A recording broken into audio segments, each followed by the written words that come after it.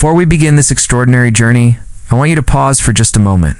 Think about the coldest night you've ever experienced. Now imagine being outside in that cold with nowhere to go, no one to call, and a life growing inside you that depends entirely on your survival.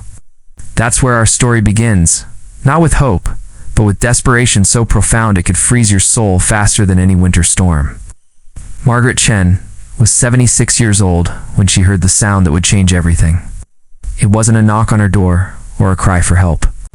It was silence, the kind of silence that screams danger to anyone who has spent decades living alone in the wilderness.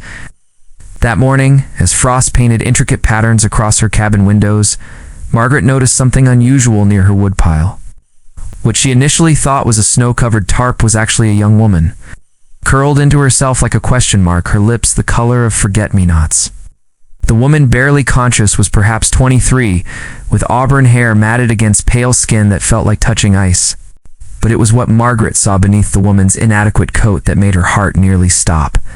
The unmistakable curve of advanced pregnancy, maybe 7 months along. In that frozen moment, Margaret made a choice that would resurrect a part of herself she had buried 40 years ago, alongside her own daughter. Some people believe in fate, others believe in chance. Margaret believed in neither. She believed in action. Without hesitation, she lifted this stranger, this frozen mystery, and carried her across the threshold into warmth, into safety, into a future neither of them could have imagined. 3 days passed before the young woman whose name turned out to be Claire could speak, without her teeth chattering. When she finally shared her story, it came out in fragments, like broken glass she was trying to carefully reassemble.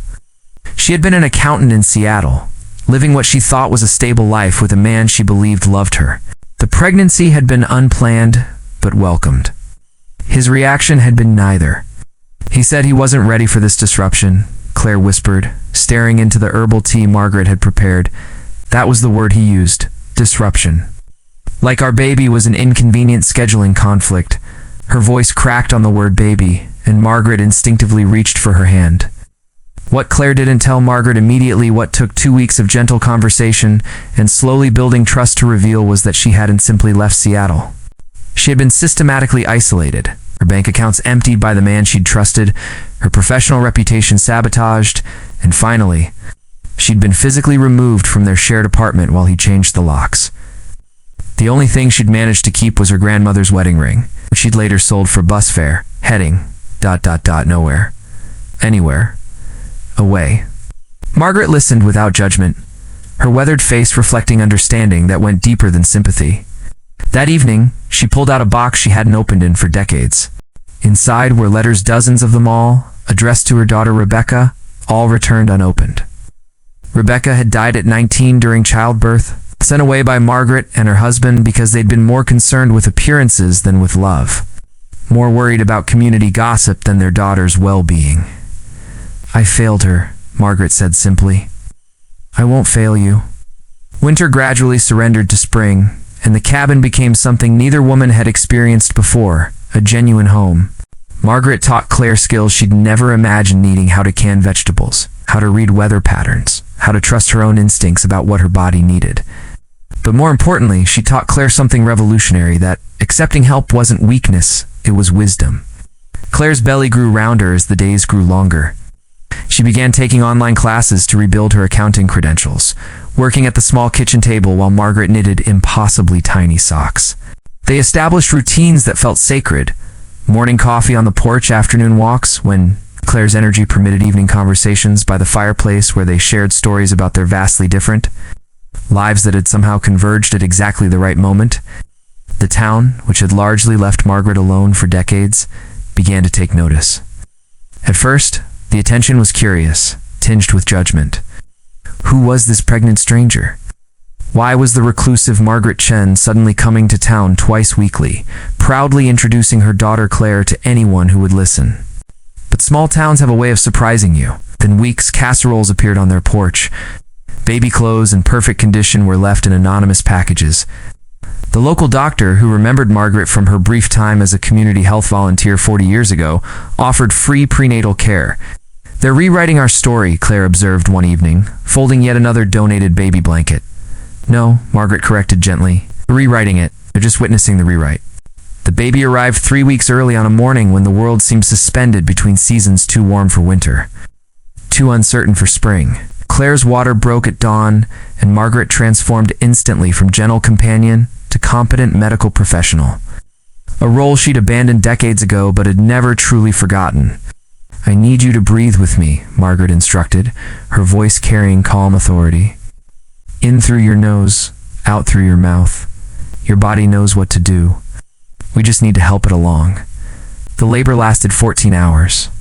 Margaret never left Claire's side, monitoring every contraction, every shift in vital signs with the precision of someone for whom these observations were second nature. She delivered 43 babies during her brief nursing career, 43 lives she'd helped usher safely into the world before grief had convinced her she didn't deserve to continue. When the baby finally emerged, a girl with a powerful cry and a full head of dark hair, Margaret caught her with hands that remembered exactly how to be gentle, exactly how to support a new life. She cleared the infant's airways, checked all 10 fingers and 10 toes, and then placed her against Claire's chest.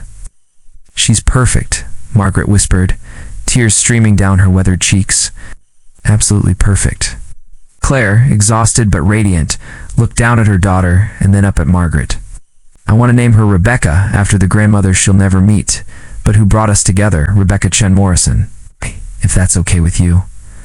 Margaret's sob was audible, decades of grief and regret releasing in a single moment of redemption. "Rebecca would be honored," she managed.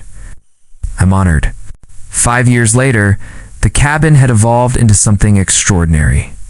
What began as one woman helping another had become the Rebecca House, registered nonprofit providing temporary shelter, support, and resources for pregnant women facing impossible circumstances.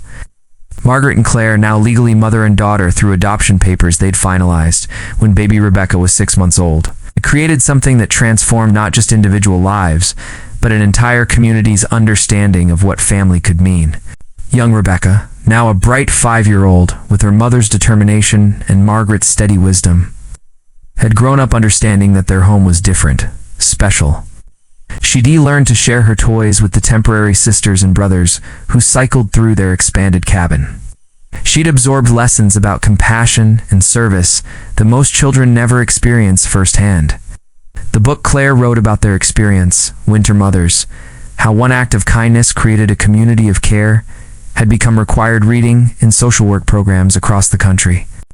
Margaret's story of loss and redemption resonated with thousands of readers who saw in her journey their own possibilities for transformation. But perhaps the most remarkable change was in Margaret herself. At 81, she was more vibrant than she'd been in decades. Serving as lead midwife for the Rebecca House and mentor to young medical professionals who sought her wisdom, she'd finally made peace with her past by actively building a different future. On Rebecca's 5th birthday, as 3 generations sat on the porch watching sunset paint the mountains gold, Claire asked her daughter what she wanted to be when she grew up. Without hesitation, Rebecca answered, "I want to help people like Grandma Margaret and Mama do. I want to make sure nobody has to be alone when they're scared." Margaret smiled, recognizing in those words the most profound legacy of all love that multiplies across generations, transforming strangers into family and desperation into hope.